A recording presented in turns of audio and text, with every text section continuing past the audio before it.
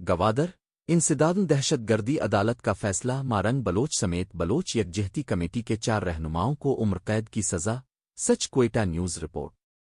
گوادر انسداد دہشت گردی عدالت نے فرنٹیئر کانسٹیبلری FC اہلکار کے قتل کے مقدمے کا فیصلہ سناتے ہوئے بلوچ یکجہتی کمیٹی کی رہنما doctor Mahrang Baloch students organisation BSO کے چیئرمین بالاچ قادر صبغت اللہ شاہ جی اور BSO کے مرکزی رہنما ابوبکر کلانچی کو عمر قید کی سزا سنا دی ہے۔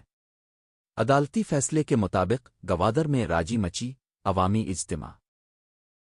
کے دوران منعقدہ ایک جلسے میں FC اہلکار شبیر بلوچ ہجوم کے مبینہ پتھراؤ کا نشانہ بنے تھے، جس کے نتیجے میں وہ جانبر نہ ہو سکے۔